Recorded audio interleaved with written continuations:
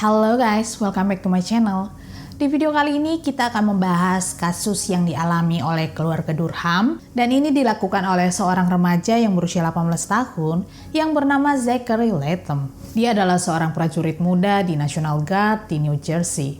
Zach pindah dari rumah orang tuanya setelah dia menikah dengan seorang wanita yang bernama Sarah. Kemudian mereka tinggal bersama kakek dan neneknya di Finland, New Jersey. Zach sangat menyukai mobil dan dia juga senang mengendarainya.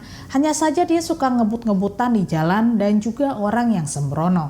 Selain itu, Zach ternyata adalah seorang yang cukup aktif di media sosial.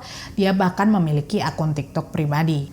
Zach dan istrinya tinggal bersebelahan dengan keluarga Durham, William Durham dan istrinya Catherine Durham, beserta kedua putranya yang bernama William Jr. yang berusia 22 tahun dan putranya yang satu lagi tidak disebutin namanya untuk menjaga privasinya yang berusia 17 tahun. William bekerja di Department of Correction selama hampir 2 dekade lamanya. Dia digambarkan sebagai pria yang baik dan murah hati terhadap orang-orang di sekitarnya dan telah menikah selama 32 tahun. Setelah Zach tinggal di lingkungan mereka, keluarga Durham mulai merasa khawatir melihat tingkah laku Zach yang suka mengemudi dengan sembrono dan juga dapat membahayakan orang lain. Jadi mereka pergi menghampiri kakek dan nenek Zach. Mereka menyampaikan bahwa mereka tidak senang dengan perilaku Zach yang kasar dan mereka merasa khawatir karena dia mengemudi dengan sembrono hingga meresahkan masyarakat yang tinggal di sana.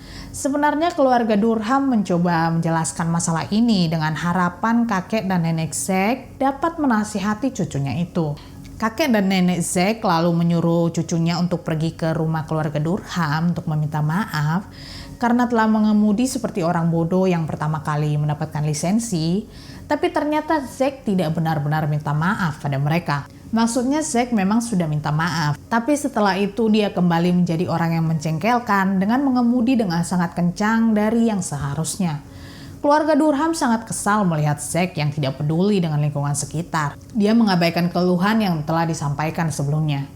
Lalu pada tanggal 6 April tahun 2020, Zach merekam dirinya yang sedang berkonfrontasi atau berargumen yang cukup tegang dengan Catherine Durham setelah Catherine mengeluh dengan Zach yang mengemudi dengan sembrono atau ngebut-ngebutan.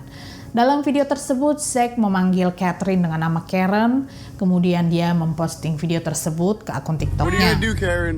That's not my name, so get my name straight. Go ahead. You okay, Karen? Go ahead, get my...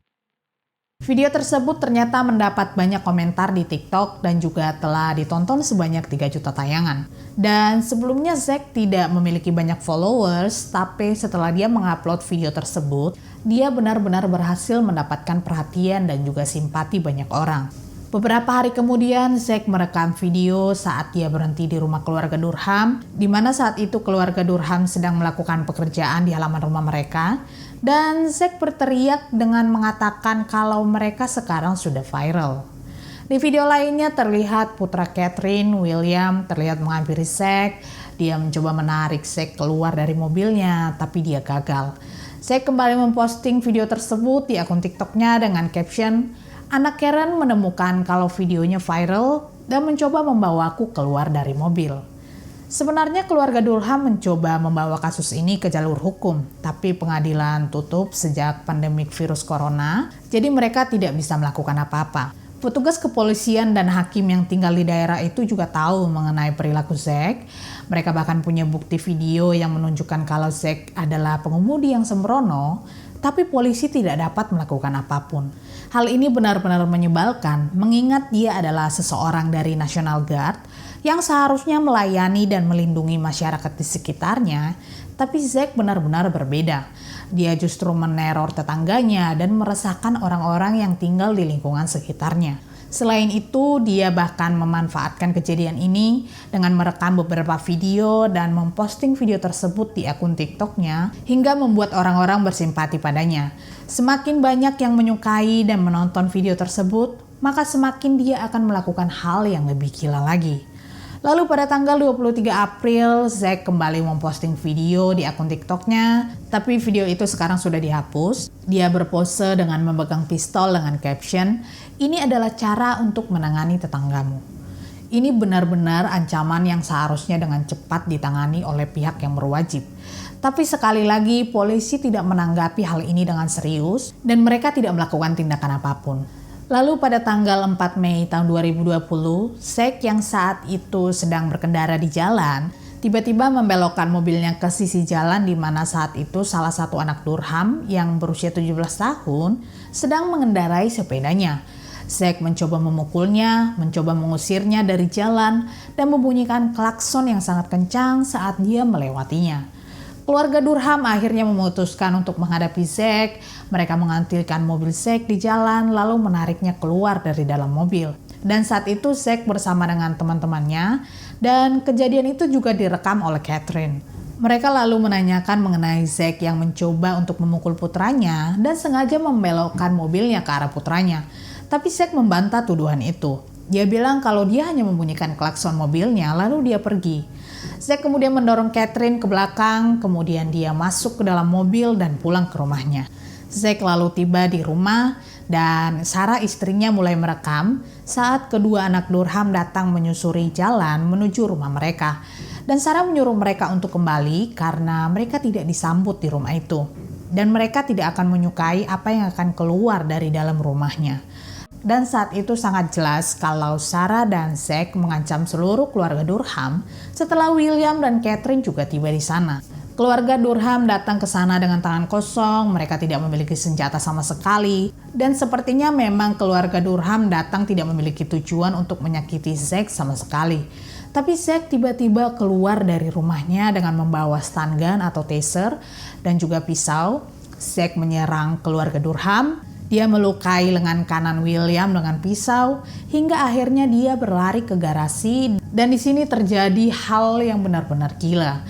Mereka tidak bisa mengendalikan emosi mereka masing-masing dan ternyata Zack sudah beberapa kali menggunakan stun gun-nya dan Sarah meminta Zack untuk meletakkan stun gun-nya tapi Zack akhirnya melukai William dengan pisau hingga akhirnya melukai paru-parunya. Catherine dan putranya lalu membawa William masuk ke dalam mobil. Mereka membawanya pergi untuk memberikan pertolongan pada William. Tapi luka yang dialami oleh William sangat fatal hingga akhirnya dia meninggal dunia. Sementara itu Zack menelepon 911. Dia bilang kalau dia telah diserang di rumahnya oleh sekelompok orang atau lebih tepatnya keluarga Durham datang ke rumah mereka dengan menggunakan truk dan juga membawa senjata. Jadi Zack tidak punya pilihan lain selain melawan mereka. Where's your emergency? There's blood all over the place. I just got assaulted and jumped. Are you the one that got stabbed? No, that was the other victim, but I got beat up really bad and I had blood all over me.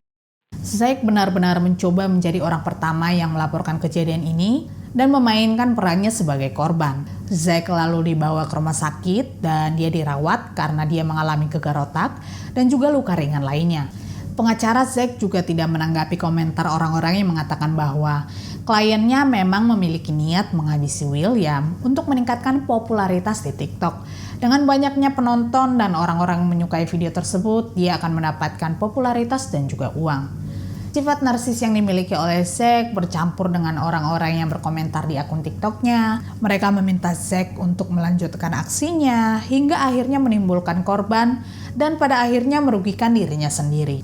Catherine dan kedua anaknya didakwa karena telah memasuki properti mereka tanpa izin dan juga karena mereka telah melakukan penyerangan. Sementara Zack ditangkap dan didakwa dengan pembunuhan tingkat pertama karena telah menyebabkan William meninggal dan pelanggaran penggunaan senjata.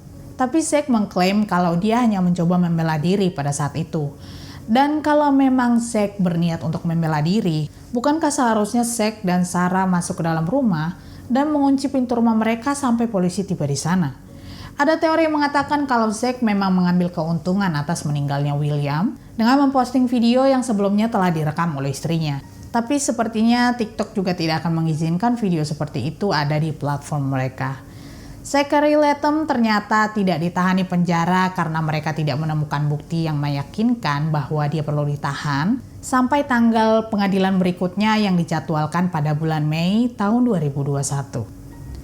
Anyway, terima kasih sudah menonton video ini. Jangan lupa kasih opini kalian di kolom komentar dan sampai jumpa di video selanjutnya.